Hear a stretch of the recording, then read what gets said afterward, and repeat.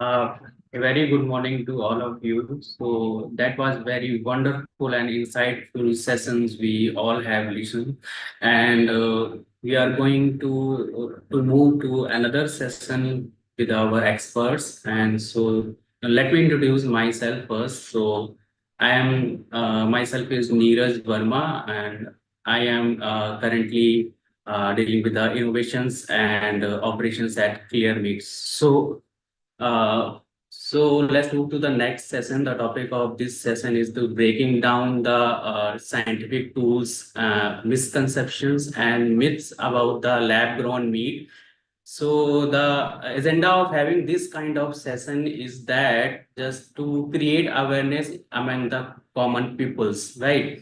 So we have the panelists from different backgrounds. We have scientists among us. We have the expert from FMCGs. We have co-founders and all the expert from different backgrounds. So let me introduce one by one. So we have Dr. Prabodh Halde, sir. He is the head of regulatory affairs at Marico. And we have Ravi Nandan Sinha, sir. He is the director of MSME Forum of India. And we have Dr. Moria Shimoni. She is the CTO of Forsea Food. And we have Dr. Nicole. She is the co-founder of Sallea AG. And we have a very young entrepreneur, Armaan. He is the co-founder of Possible Food. So I just request you to all just give some more insight about your profiles and work currently you are doing. So we'll start from Dr. Prabodh Halde. Sir, please introduce yourself and give your more insight about your profile and work currently you are doing with Marico.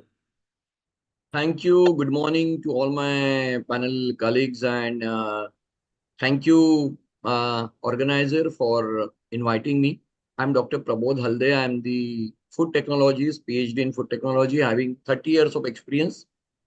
From the inception with the Good Food Institutes, I'm helping them in India. I'm supporting a lot of startup in smart protein area.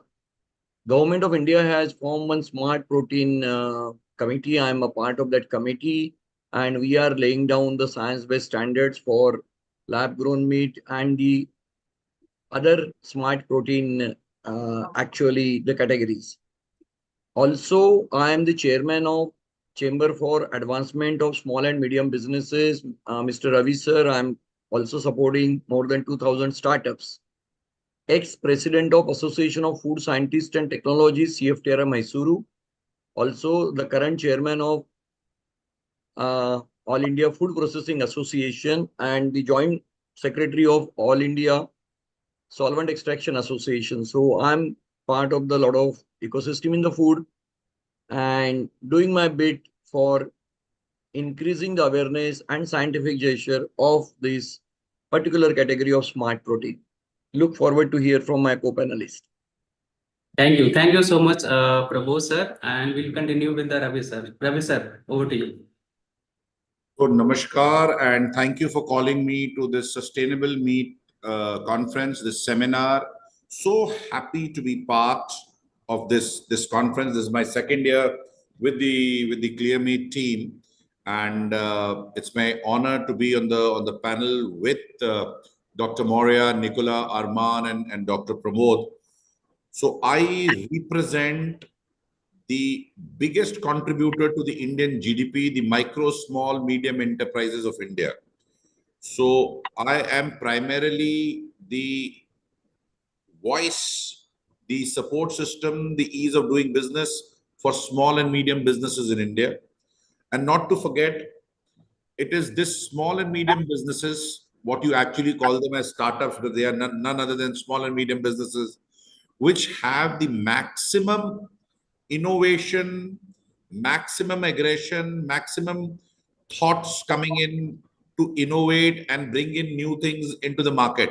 ClearMeat is one of the good examples, and I'm sure my other co-panelists from Israel and Switzerland will say in their countries also, it's the small and medium businesses which is bringing in innovations. So happy to see these innovations are not only sustainable, these innovations are going to be the next trend, we have to understand somebody has to take the first step. It is the small and medium businesses which actually takes the small step.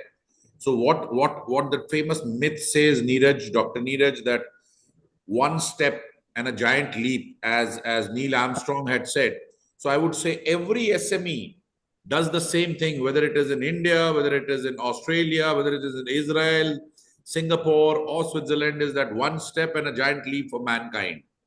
So happy to be here, and I'm sure over the period of next half an hour or so, when we'll discuss with panelists, there'll be a lot of new things which will be kept on the table from the small and medium businesses and the founders. Thank you.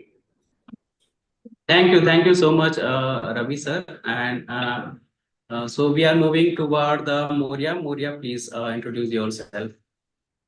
Hi, thank you for inviting me, and thank you, Ravi, for the warm words and collaboration. So my name is Moria Shimoni. My background is in molecular biology, cell biology, and biochemistry.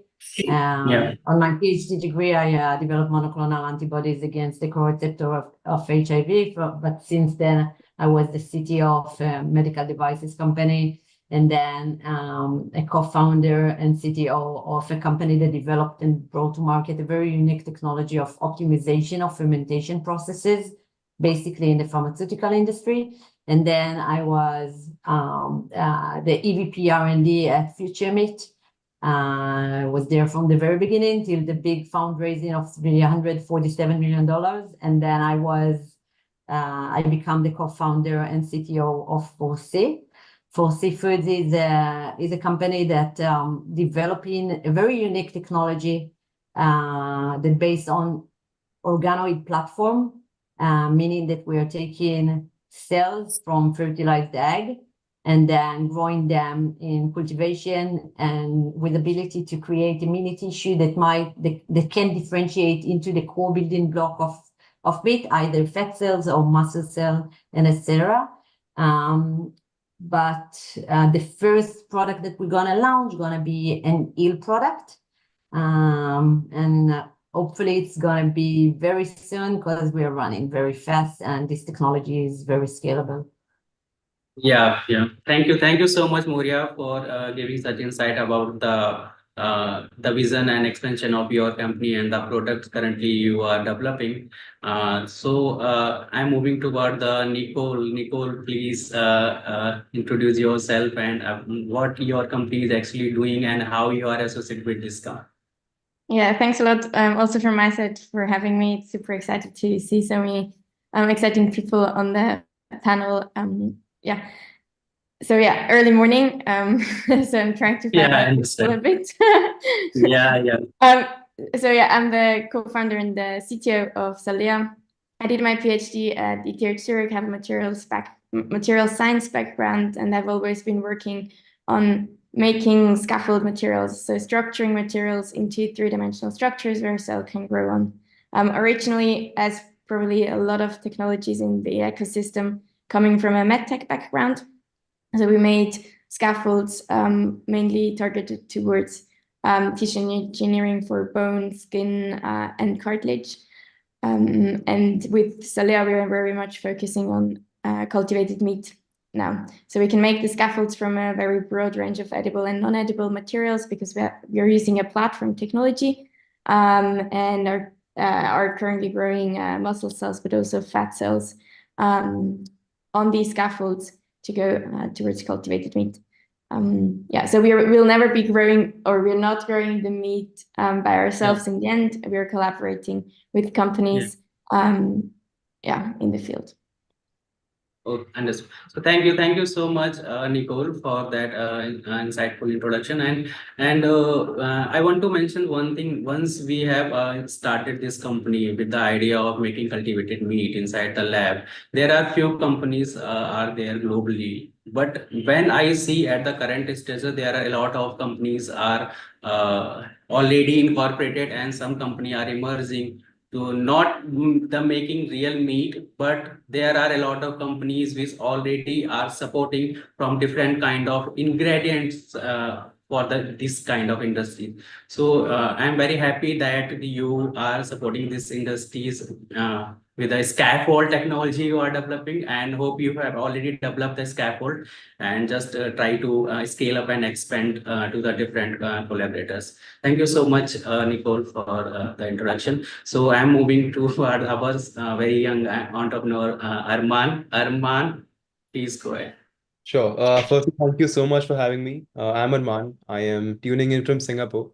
I'm actually in my dorm room. I'm currently in my second year of education, doing chemical and biomolecular engineering at NUS. I did 1 year in India, dropped out, restarted. I'm on a full scholarship here. In the 1 year that I spent in India, I came across the Good Food Institute and figured out a way to lead their student chapter, which is called the Smart Protein Project, internationally called the All Protein Project. So a substantial amount of my time is spent in just talking to people in the industry, telling them about the sector, telling professors to start research projects. That's one aspect. But on a personal level, I am interested in fermentation and how that can enable the future of food. And started a company called Pawsible Foods about a year and a half ago in my freshman year, and we are innovating in mycoprotein as a B2B ingredient for pet food applications. And yeah, extremely excited to be here, excited for the future, and always willing to contribute. Thank you so much, Armaan. So actually, having this kind of panel session, so that the idea comes from when we start doing the road shows and the conferences and invited talk over the universities and colleges.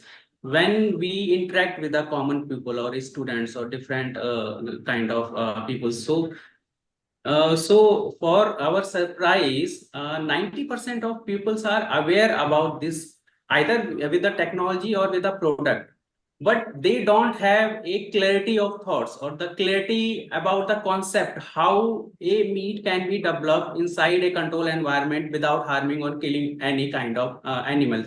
And people are most get confused between the plant-based protein alternative. So I would like to say the alternative of meat and the animal-based alternative of meat and the alternative proteins ingredients. So they are very much confused. So that's why I bring all the expert from different industries to give insightful sessions to bust their myths and misconceptions. Right. So, Prabodh sir, I'm going to start with you. When we talk about the alternative of proteins, mainly the alternative of meats, so the two kind of products comes first in our mind. The first one is plant-based meat, and the another one is cell-based meat. So, sir, according to you, both alternatives to the conventional meats, how they are different with respect to the production and method of ingredients? Thank you. Thank you, friend. I think you are doing a great job for bringing all the stakeholders at one place. And I'm really thrilled and surprised, particularly for Armaan. At the second year, we were watching the movies and we were playing and we were not even thinking about anything about business. But Armaan, you have actually, and I just switched off my camera just to show my son. He is in the first year of his business administration, BBA. Watch Armaan what he's doing and so get inspired. So Armaan, you are the our actually hope, and that is the great, not for any country, but I'm telling you the today's youth, what they should do. They should do some constructive and they should evolve and do something for the future. And really, I'm so happy. That doesn't mean that I am not happy for Moria or Nicole or Ravi sir. I completely agree with you. Absolutely. Absolutely. So salute you. I think the show topper is today's Armaan. Okay, let me tell you this ClearMeat and in the alternate meat and the cell culture based meat, fermented meat, protein, it's very, very confusing for the common man. We did a study what common man understand. Common man cannot digest more than 2 words. And we at the company and we at the intellectuals or technologists confuse the people. And that confusion has created this particular sector. It has become the more expert dominance and actually analysis to paralysis. And from last 10 years, from 2012, when the first cultured meat was actually invented, we can say, and from then 11 years have happened, but the growth has not actually taken place. So let me tell you, there are two kind of proteins, which could be, one is animal and one is the plant-based, naturally. So both proteins are good, and I don't go into the religious belief, which is good and which is not good. Both are good, depending on your preferences, your choices. Smart protein is the amino acid. The protein is basically made of amino acid, essential and non-essential. Essential means which are essential for your body, and body cannot develop that. So you need to have that through the food, which you take it externally. You get that essential amino acid through animal and through the plant also. Now the plant-based meat is also progressing, and then there are so much of talk about plant-based protein because of not only soya, but then there are pulses, then there are the millets, and then the proteins of the good quality. Now that sector is also a little simpler sector, because you don't require any safety concern, you don't require any question mark on the processes, because they are being consumed over thousands of years all across the globe, and they are plant-based, and naturally that doesn't have any kind of safety issue. Coming to the cultured meat, coming to the fermented meat, fermented chicken, this is a little complicated, and I personally believe this is the area of the scientist, but the scientist with the commerce understanding, because here, when you actually kill the entire animal who is also equal to me, and nobody should be eating me for my hunger, somebody's hunger. So here you cultivate the meat. There are two ways to kill the animal or get the same meat in the lab. And that is the innovation, what has happened. In the cultured meat, what happens? You isolate a part of the cell of the animal, and then that cell isolation, you cultured it in a one of the nutrient bed, you can call for the layman's language, and you grow that part of your quality of your nutrient, and not having any of the hormonal problems or not having any antibiotics, and you can actually tailor-made the product what you want, and that is safe too. And this is an amazing technology, the mankind, I would say that in the last, like I was reading, and what are the top inventions in the food? Otherwise, the food is not having any inventions. The Louis Pasteur has done in the 18th century, and that's why the canning industry and the processing industry. I would say this is one of the innovations. You can take the part of the animal and grow without harming the entire animal. I think it's a wonderful concept. And this has been accepted by the vegetarian people, non-vegetarian people, both, because it is not harming the animal and the planet has been saved. And then the good for planet, good for people, good for profits, all PPP. Yeah. So Yeah. this is the to start with, and I Yeah. hope that Moria and the Nicole. Yeah. Understood. Yeah. Thank you so much, sir. So, as the sir said, that this process is completely in a controlled environment. So, we grow cells starting from the biopsy till the creating the mass. So, it's the whole process is controlled, right? Without having any kind of artificial hormone in it, any kind of antibiotic. It's completely free from antibiotic.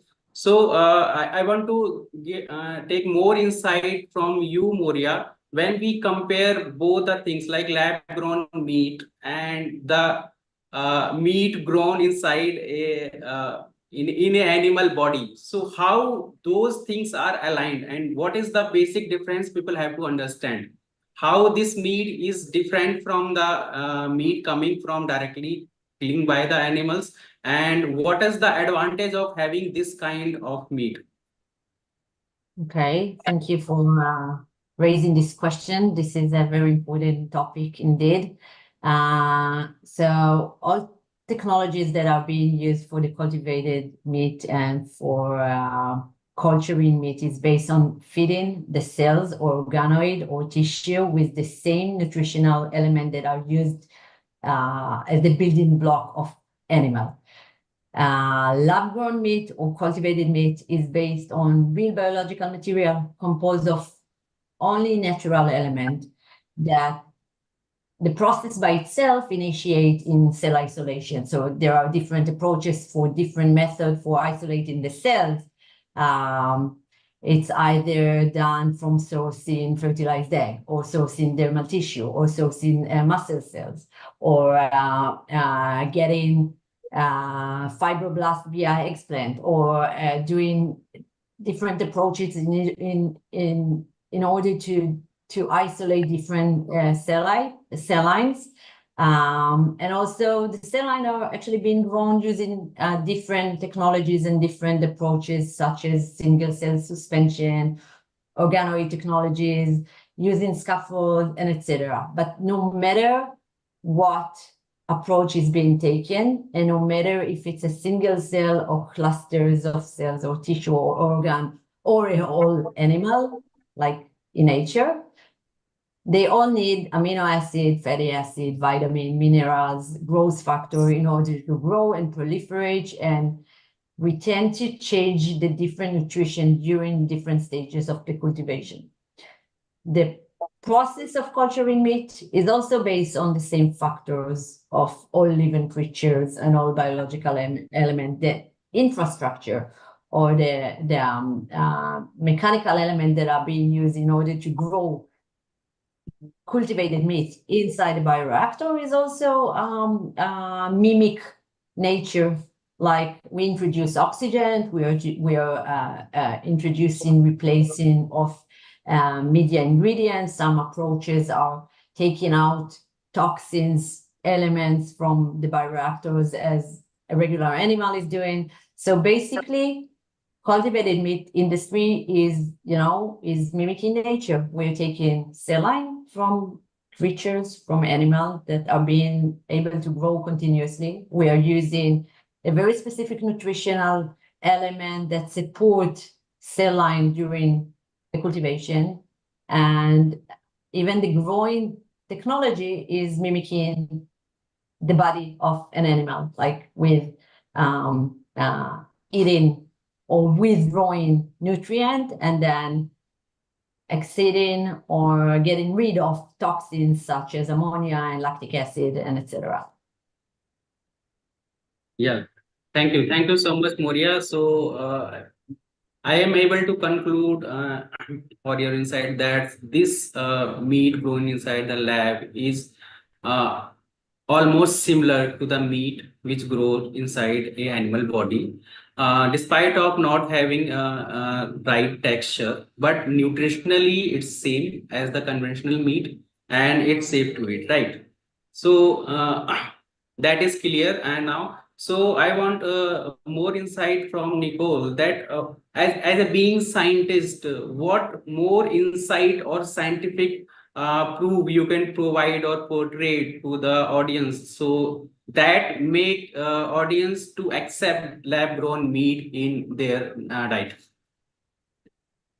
Well, I think what Moria said is very important, like explaining the whole process. And this is something we have seen regularly also when we were invited, for example, for talks on cultivated meat in general. So here in Switzerland, I would actually argue that not 90% of the people know what cultivated meat is. I think it's a lot less. So I had discussions recently with a colleague, and he looked at me, he's like, why are you explaining what cultivated meat is? Everyone knows that you can get it in the supermarket. I was like, yeah, exactly, no. So I think, and when we are invited to these presentations on cultivated meat, we often experience a lot of skepticism. And once we did our presentations, people are super open and curious to try it. So I think it's a lot about, one is the scientific proofs, but I think what's even more important is just the explanation of how cultivated meat is actually made. That it's, at the moment we're still kind of in a lab setting, but in the end it will be big production halls, exactly the same as we do, for example, for beer fermentation, and no one would argue that beer is coming out of the lab. So like what is the process behind it? As Muriel explained it, what are we feeding the cells? So that's on the side of cultivated meat, but then also maybe shedding a bit light on what's the difference to conventional meat. So how intransparent the whole feeding chains are on that end, and we just accept it without any questions. I don't think that's a good thing either. So I think it's important to be curious and trying to understand what is happening with our foods. But there is a very big discrepancy between the two ecosystem and what we accept and what not. So yeah, Yes, I think it's important for absolutely. Yes, absolutely agree with you. So, from different perspective, apart from the acceptance of that lab-grown meat in different consumers. So, Ravi sir, when we talk about the India, so I was surprised to see the data that 80% of Indian population are non-veg eater, right? So, there are different kind of religious restrictions to eating meat, like either it would be days wise or the place wise. So, according to your opinion, Ravi sir, how do cultural and religious belief shape the perception and practice surrounding the consumption of cultivated meat in different societies? Very, very good question putting Dr. Neeraj. Really good. I will go a step backward before answering this question. Post-COVID, this is the question which would have been very, very valid, not only for India, in multiple countries. I'm sure this would have been valid across the globe, even in European countries also. Yes. Yes. Come post-COVID, although we have those religious sentiments always behind us, but please come to think of it, what has been the most important factor is the wellness, the well-being, and not only that, the sustainability, the clean earth. You have to, the clean environment, you have to add all these things together. Dr. Neeraj, you are a scientist yourself. Let me ask you a question. What was the belief of organic food before pre-COVID, post-COVID? Right? Yeah. There has been a difference in the acceptance. There has been a difference in accepting it, and not only accepting it and bringing it into the life cycle of a family in India. Agree, sir. Do you think pre-COVID, and I think Moria and Nicole and Armaan and Prabodh will also agree to it, we used to talk about the subject, but we never used to practice that of eating organic food. Dr. Neeraj, today, we don't talk of the subject, we buy organic food. Yeah. Now, coming to think of, from an Indian perspective, Dr. Neeraj, and I think Armaan will also agree here, we are very, very sensitive when it comes to killing of animals. Right? What we are lacking here, Dr. Neeraj, is the awareness of the existence of this technology, wherein we are supporting non-killing. We are supporting a kind of food project, a food product, which is not harming. When I'm saying not harming, Dr. Neeraj, you will agree to it. A lot of animal sector or agri sector releases a lot of GHG gases. We are also contributing to the saving the earth. Now, yeah. when So we data said that 30% of greenhouse gas are coming from the animal farming only. Animal farming. Now, Dr. Neeraj, Prabodh, Armaan, and for that matter, a lot of our audience will agree. You will get a lot of acceptance because you're not only supporting non-killing, you're also supporting Mother Earth. We are forgetting this part. What we are lacking, what we are apprehending is whether we'll be accepted or there are days fixed where we should have this or that. But we are not accepting the fact that this is leading to an entire race survival. We are a country of non-violence. We are a country which believes in non-violence. We are a country where we have read non-violence. Now, I would like to patch that with clean earth. I would like to patch that with sustainability. What is missing here, Dr. Neeraj, is the studies that we do not reach the grassroots levels. Please understand, the masses, And Moria and Nicole, you all come from a country which is less populated. I think Prabodh and Armaan will agree. We are a country of 130 millions. Here, the top doesn't take a decision. The bottom accepts it. We have to understand we have to make them understand what are the benefits of this. The adoption process will not have any hiccups, whether it is question of adopting in a particular day or adopting in that's not an issue. We should be focusing, Dr. Neeraj, big time on the benefits, what it Yes. brings to earth, what it brings to climate, what it brings to animal, what it brings to human being. Yeah, so that's why we called it the pill-free and the guilt-free meat. Absolutely. So Yeah. you all scientists have a lot of role to play.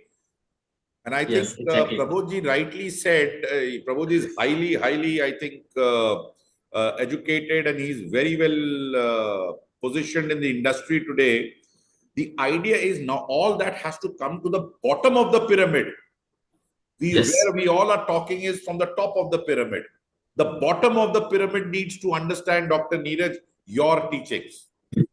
Thank you so much, sir. So the whole idea is not the matching the demand of meat to the global population, although we have to think about our nature and our environment. So Mother Earth is also important. Yeah. Can I add one thing here? Yes, I want to absolutely, take sir. 1 minute feedback of this narrative. I Yeah. don't call it, please adopt e-vehicles. Armaan, I don't say, Dr. Prabodh, I don't say adopt e-vehicles. I say it is a good, healthy thing to adopt EVs. Yes, absolutely. Let's 100% talk agree. health. Yes, sir. So why to talk about ClearMeat? Why not talk about saving Earth? You see Yes. the entire cycle. Yeah. So let's moving forward. So I want to make some more clarity about the terminology also when we talk about the cultivated meat. So different type of terminology we are going to use as a scientist when we use multiple terms like lab grown meat, cultivated meat, cell based meat, synthetic meats. So a lot of terminology we are using, but we are not even clear what we are talking about. So when we talk about the lab grown meat, it itself make a sense that lab is grown inside the meat. So there are some synthetic chemicals has been used and it's not healthy to eat. Armaan, can you please give more insight about which is the right terminology we can use for the cultivated meat? Sure. I mean, I'm no expert in terms of education, but I've talked to quite a few people in this space. I can answer it in a couple of ways, but I think I'll start from the absolute top. Like the industry at large is called alternative proteins. Now, if I had to ask a question to anyone, if you're already calling something alternative, aren't you already positioning it as something inferior? Yeah, it's an option that is make an option for it. It's not a necessity then. Correct. So internationally, it's called alternative protein. And I was talking to a few people who I look up to, and they also agreed that alternative might not be the best wording for the sector at large. So back in India, we actually call it smart protein, which we presume can lead to better consumer perception as to what you're feeding. But coming back to the point of cultivated meat, what I've realized is that most people readily understand lab-grown meat, but it leads to a very negative perception in that mind that it's genetically modified. Like they correlate lab-grown to genetically Yes. modified and all of that to something that is not natural, while not understanding that the whole supply chain of meat and a lot of other industries right now is not natural by nature. If you if you Exactly. if you condense a lot of animals in a very small area, that in itself is not natural. So Yeah. a lot of education, especially at the grassroots root levels, needs to be propagated, as Raviji mentioned, in order for everyone to be on the common platform. And nomenclature has a very subtle role, but has a huge impact. Like a Yes. very subtle implication, but a huge impact. I'm not sure what the best word is. If we say clean meat,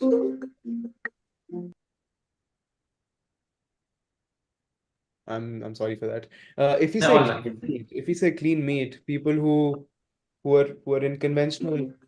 Wow, mom is calling. Sorry. So yeah, so I want to continue in this context actually. So as Armaan has mentioned that the meat we are currently eating, the farm meat is itself not natural, right? So in the farm industries and the poultry farm, people are cultivating chickens by giving the artificial growth hormones just to develop into the uh, just to raise animals in a very short period of time, and to make it disease free they are providing different kind of antibiotic in bulk amount. So we are consuming artificial hormone, we are consuming antibiotic process, and it's not even naturally, it's not organic till the date. So I want to just thank you to all of you to give your experience and insight and wonderful knowledge to our audience. And because the limited time, I have so many questions aligned, but time is not permitting me to make this session continue. So thank you so much. Thank you all for joining this session, and please stay tuned for the next session also. Thank you so much. Thank you, Prabodh sir. Thank you, Ravi sir. Thank you. Thank you, Moria, Dr. Armaan. Neeraj, Thanks a lot. Yes, sir. Yes, sir. Please. Dr. Neeraj, I have a request because generally what happened, we come for the panel and then we discuss and we then disappear. Yeah. Why you don't form one WhatsApp community where all the like mind people are part of it, Yes, and sir. like Moria and with their permission, Nicole, because as Ravi is also saying that we need a sustainable efforts, and sustainable efforts require a continual interaction and kind of what we can do and what we can bring, because you to make your next year next season good, we need to actually make it cultivation and proper nourishment, so both way. So I request but this group will not be for the good morning and good night and in the philosophical messages, but only the science and what is Yes, sir. happening at my part, what is happening at your part, some real good community of WhatsApp, and only those people, not the self marketer and not doing something, but for the community. So I request, so we'll get connected and we can bring some good actually value addition to this area. And just to last, uh, message for this group, because ClearMeat or the lab-grown meat is one of the, because I'm a part of the government committee, and when the expert in the government committee, we were discussing, we had 3 meetings, people are confused about the safety of this and nobody is ready to come forward. Singapore is the first country which has given the nod. US, UK, the people are saying it is not yet proven, something will happen after 10 years. So now the people like all of us are required to this the clouds to get clear, otherwise next 5 years I don't see any progress, because the scientists are confused at this stage, and actually those who have evolved need to actually give information properly to the community, not biasness and not with the lobby. So this is my Yes, request. absolutely. Yes, sir. Thank you. Thank you so much, sir. Thank you.